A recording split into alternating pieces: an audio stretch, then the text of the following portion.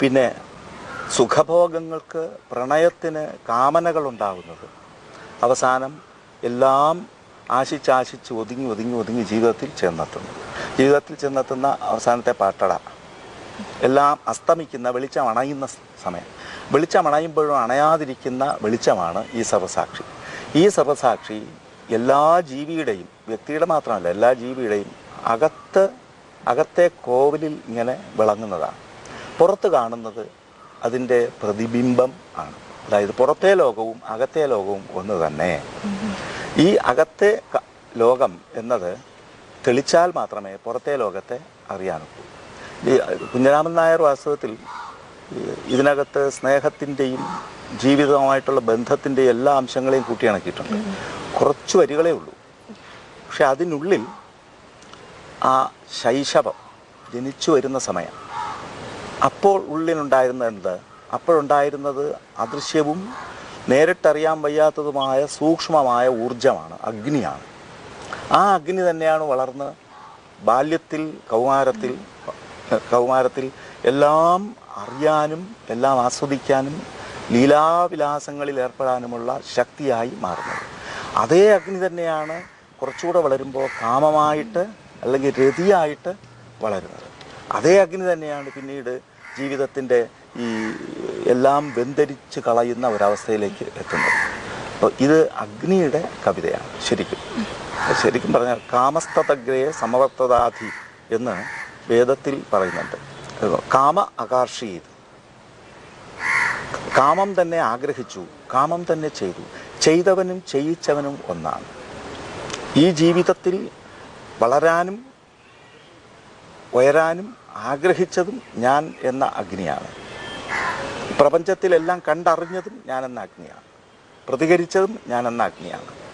സുഖം അനുഭവിച്ചതും ഞാനെന്ന അഗ്നിയാണ്. ഒടുവിൽ അണയുന്നതും ഞാനാണ്. ഈ ഞാൻ തന്നെയാണ് പ്രപഞ്ചത്തിലെല്ലാം ഇരിക്കുന്നത്. എന്നാൽ ഈ കവിതയ്ക്ക് അപാരമായ ഒരു ധ്വനിശക്തിയുണ്ട്. ആ ധ്വനിശക്തി പൂർണ്ണമായിട്ട് മനസ്സിലാക്കാൻ സാധാരണ കുട്ടികൾക്ക് കഴിഞ്ഞു എന്ന് വരില്ല. എന്താണെന്ന് വെച്ചാൽ സാധാരണ കുട്ടികൾ ജീവിതത്തിലെ കൗതുകങ്ങളിൽ മാത്രം രമിക്കുകയും സത്യത്തെ ഉള്ളുകൊണ്ട് അറിയാതെ അറിയുകയും ചെയ്യുന്ന സ്വഭാവമുള്ളവരാണ്. കുറച്ചുകൂടെ കഴിയുമ്പോഴേ വേദാന്തമൊക്കെ ഇവിടെ മനസ്സിലാകും. വേദാന്തമായിട്ട് കൊടുത്താൽ ഒരു കുട്ടിക്ക് ഇഷ്ടപ്പെടില്ല. പക്ഷേ ഈ രീതിയിലായാൽ കുട്ടികൾക്ക് അനുഭവിക്കാൻ പറ്റും. പിന്നെ അത് എഴുതിയിരിക്കുന്നതും ആദ്യത്തെ കവിത പകർന്നു വച്ച രത്നച്ചപ്പ് എന്നാണ് ഈ കവിത എഴുതിയിരിക്കുന്ന വൃത്തത്തിനെ കുഞ്ഞിരാമൻ നായർ തന്നെ വിശേഷിപ്പിക്കുന്നത്. ആദ്യ കവിത വാൽമീകി രാമായണം പകർന്നു വെച്ച രത്നച്ചപ്പ് അനുഷ്ടുപ്പ്, ആർഷഛന്ദസ് എന്നാണ് പറയുന്നത്. അനുഷ്ടുപ്പ് എന്ന് പറയുന്ന വൃത്തം കുട്ടികൾക്ക് നന്നായിട്ട് അറിയില്ല. എല്ലാ ഭാവവും എല്ലാ വേദാന്തവും എല്ലാ സൗന്ദര്യവും പകർത്താൻ കഴിവുള്ള ഏറ്റവും നല്ല താളക്ഷമതയുള്ള ഒരു ആർഷ വൃത്തമാണ് അനുഷ്ടുപ്പ് എന്ന് പറയുന്നത്. ഇന്നത്തെ കുട്ടികൾ ഇത് പരിചയിക്കേണ്ട അത്യാവശ്യമാണ്. നമ്മുടെ നാടിൻ്റെ പൂർവ്വ പൈതൃകങ്ങൾ മുഴുവൻ അറിയാൻ അനുഷ്ടുപ്പ് നന്നായിട്ട് പഠിക്കണം. അത് നന്നായിട്ട് എഴുതാനും പഠിക്കണം. കുഞ്ഞിരാമൻ നായർക്ക് കുട്ടിക്കാലത്തെ ഈ ഛന്ദസ് വഴങ്ങുമായിരുന്നു. നന്നായിട്ട് എഴുതാൻ പറ്റുമായിരുന്നു. ഇപ്പോൾ കഞ്ഞങ്ങാട് വെള്ളിക്കോത്ത് ജനിക്കുമ്പോൾ ഇതുണ്ടായിരുന്നോ എന്ന് ചോദിച്ചാൽ അതുണ്ടായിരുന്നു. ഈ താളവും കൂടെ ഇദ്ദേഹം പറഞ്ഞ ഈ വെളിച്ചത്തിൻ്റെ സർവസാക്ഷിയുടെ സാന്നിധ്യമാണ്. അകത്ത് കിട്ടിയ താളം പോലും ഈ അഗ്നിയാണ്. ഈ താളത്തെ ഭംഗമില്ലാതെ ഏറ്റവും സുന്ദരമായിട്ട് അവതരിപ്പിക്കാൻ മലയാളത്തിലെ ആധുനിക കവികൾക്ക് ആർക്കെങ്കിലും കഴിഞ്ഞിട്ടുണ്ടെങ്കിൽ അത് കുഞ്ഞിരാമൻ നായരാണ്. അത് ഒരു വലിയ കാര്യമായിട്ട് ഞാൻ കണക്കാക്കുന്നു. പിന്നെ കുഞ്ഞിരാമൻ നായരുടെ കവിതകൾ മൊത്തത്തിൽ നോക്കുമ്പോൾ ഞാൻ വിശേഷിപ്പിക്കാറ് ആപാദചൂടം കവിത്വമുള്ള കർപ്പൂരം എന്നാണ്. കർപ്പൂരം, പുകയില്ലാത്ത കർപ്പൂരം. ഇതെരിഞ്ഞ് സുഗന്ധം പരത്തുകയും എല്ലാ മനസ്സിലും അലിയുകയും ചെയ്യും. കേരളത്തിൻ്റെ കേരളീയത മുഴുവൻ, ലാവണ്യം മുഴുവൻ, സമ്പത്ത് മുഴുവൻ നിറച്ചു വെച്ച ഒരു രസബിന്ദുവാണ് ശരിക്കും ഈ കുഞ്ഞിരാമൻ നായരുടെ കവിത.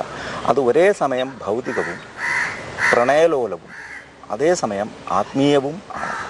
ഇത്രയധികം ആത്മീയത മതത്തിൻ്റെയോ മറ്റ് ദൈവങ്ങളുടെയോ കൂട്ടുപിടിക്കാത്ത ആത്മീയത മതങ്ങൾ കൂട്ടുപിടിച്ച ഒന്നാണ്. പക്ഷേ അതിനപ്പുറം ആർഷമായ ഋഷികൾക്ക് മാത്രമുള്ള ഒരു ആത്മീയത കുഞ്ഞിരാമൻ നായരുടെ കവിതകളിലുണ്ട്. അതേ ആത്മീയത ഈ ദീപം എന്ന കവിതയിലും ഉണ്ട്.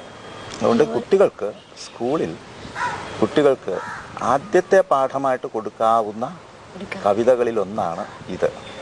ഇത് തരുന്ന മറ്റൊരു പാഠം ഈ ലോകമെല്ലാം ഞാൻ തന്നെ, തത്വമസി എന്നൊരു ബോധം.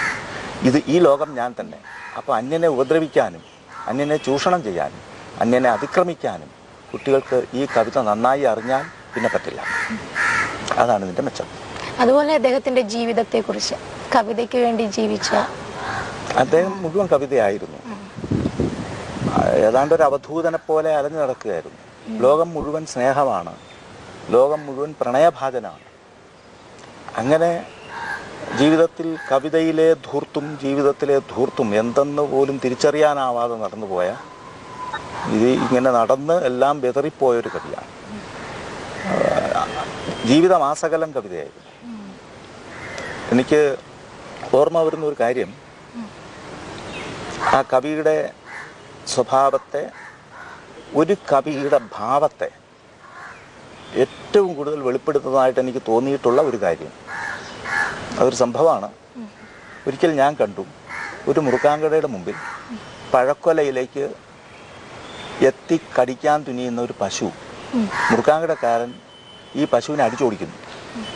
തിരുവനന്തപുരത്ത് തമ്പാനൂർ ബസ് സ്റ്റേഷനിലാണ്. വെട്ടുകത്തിയെടുത്ത് പശുവിൻ്റെ തലയ്ക്ക് ഇങ്ങനെ വെട്ടാൻ പോകുന്നു മുറുക്കാങ്കടക്കാരൻ. പശു പേടിച്ച് പുറകോട്ട് മാറുകയും വീണ്ടും പഴം തിന്നാൻ പോവുകയും ചെയ്യുന്നു. ഇത് കണ്ടുകൊണ്ട് വന്ന കവി അടുത്ത് ചെന്ന് നിന്ന് അതിനെ താടയാട്ടി തടവി കൊടുത്തിട്ട് ഈ പഴം ഒന്നൊന്നായിട്ട് ഇരിഞ്ഞെടുത്ത് ഈ പശുവിൻ്റെ വായിൽ വെച്ച് കൊടുക്കുന്നു. അങ്ങനെ പഴക്കൊല മുഴുവൻ തീർന്നു. തീർന്നപ്പോൾ വാ പൊളിച്ച് നിൽക്കുന്ന മുറുക്കാങ്കടക്കാരൻ്റെ അടുത്ത് ഇദ്ദേഹം ചോദിക്കുന്നു, എത്ര രൂപയായി? ആ മുറുക്കാങ്കടക്കാരൻ അന്നേരം എടുത്തങ്ങ് പറഞ്ഞു 100 രൂപ. അന്നേരം 100 രൂപയൊന്നും വില വരില്ല അതിന്, ആ കാലത്ത് അതിൻ്റെ പകുതി പോലും വരില്ല.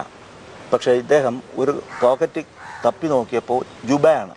ജുബയിൽ ഒരു പോക്കറ്റിൽ മിഠായി കാണും, ഒരു പോക്കറ്റിൽ എന്തെങ്കിലും കാണും. അപ്പോൾ ഈ ഒരു കവർ എടുത്തു. ആകാശവാണിയിൽ നിന്നോ മറ്റോ അന്ന് കിട്ടിയ ചെക്കാണ് 100 രൂപ. അത് മാറി വച്ചിരിക്കുക, അതായിരിക്കണം. ഈ 100 രൂപ, ആകെ 100 രൂപയേ ഉള്ളൂ. അതെടുത്ത് മുറുക്കാങ്കടക്കാരന് കൊടുത്തിട്ട് പോവുകയും ചെയ്യും. അപ്പോൾ എല്ലാം കൊടുക്കാൻ ആഗ്രഹിച്ച ഒരു കവി, കൊടുത്തിട്ടും തീരാത്ത കവി. അങ്ങനെ ഹൃദയം കൊണ്ടെല്ലാം കൊടുക്കാൻ ആഗ്രഹിച്ച കവികൾ മലയാളത്തിൽ ആധുനിക കാലത്ത് വളരെ വളരെ വളരെ കുറവാണ്. ഞങ്ങളാരും അങ്ങനെ നോക്കിയാൽ കവികളെ അല്ല. അപ്പം അങ്ങനെ കുഞ്ഞിരാമൻ നായരെക്കുറിച്ച് പറയാൻ ഒരുപാടുണ്ട്. പക്ഷെ അങ്ങനെ ഒതുക്കി പറയാനൊക്കില്ല. ശരിക്കും എന്താണ്, കേരളത്തിൻ്റെ ചരിത്രത്തിൻ്റെയും കേരളത്തിൻ്റെ അടിസ്ഥാന സ്വഭാവങ്ങളുടെയും കവിയാണ് കുഞ്ഞിരാമൻ നായർ എന്ന് വേണം പറയാൻ. ആ പൈതൃകം കേരളത്തിന് നഷ്ടപ്പെടാൻ അനുവദിക്കാനും പാടില്ല. ആറ്റുനോറ്റാ നെടും രാവിൽ ഈറ്റില്ലത്തിങ്കൽ വന്ന നാൾ, തലയ്ക്കൽ നിന്നിളം പിഞ്ചു ജീവന് ആയുസ്സു നേർന്നതും. ആറ്റുനോറ്റാ നെടും രാവിൽ ഈറ്റില്ലത്തിങ്കൽ വന്ന നാൾ, തലയ്ക്കൽ നിന്നിളം പിഞ്ചു ജീവൻ ആയുസ്സു നേർന്നതും. ഉദ്യോഗവിദ്യാലബ്ധിക്ക് പുസ്തകം കരളുന്ന നാൾ, നക്ഷത്രം വിരിയും രാവിൽ ഒത്തുനിന്നു തുണച്ചതും. മധ്യയൗവന ചൈത്രത്തിൽ അങ്കനപ്പനി നീർമണം ചിന്നും മണിയറയ്ക്കുള്ളിൽ കണ്ണു ചിമ്മിയിരുന്നതും. മാവു വെട്ടുന്ന തൊടിയിൽ മൂങ്ങമൂളുന്നൊരന്തിയിൽ, മാവു വെട്ടുന്ന തൊടിയിൽ മൂങ്ങമൂളുന്നൊരന്തിയിൽ, കോടി വസ്ത്രം മൂടിയിട്ട് തലയ്ക്കൽ നിലകൊണ്ടതും. അകക്കോവിലുള്ളൊരു വിളക്കിൻ പ്രതിബിംബമായി, അകക്കോവിലുള്ളൊരു വിളക്കിൻ പ്രതിബിംബമായി, അനങ്ങാതെ തിരിത്തുമ്പത്തിരിക്കും സർവസാക്ഷിതാൻ. അകക്കോവിലുള്ളൊരു വിളക്കിൻ പ്രതിബിംബമായി അനങ്ങാതെ തിരിത്തുമ്പത്തിരിക്കും സർവസാക്ഷിതാൻ. ദീപം എന്ന കവിതയെക്കുറിച്ച് കവി നമ്മോട് സംസാരിച്ചു. കവിതയുടെ മറ്റ് പ്രത്യേകതകൾ ചർച്ച ചെയ്യാനായി Nemom victory girls higher secondary സ്കൂളിലെ ഷീജ ടീച്ചറും തിരുവനന്തപുരം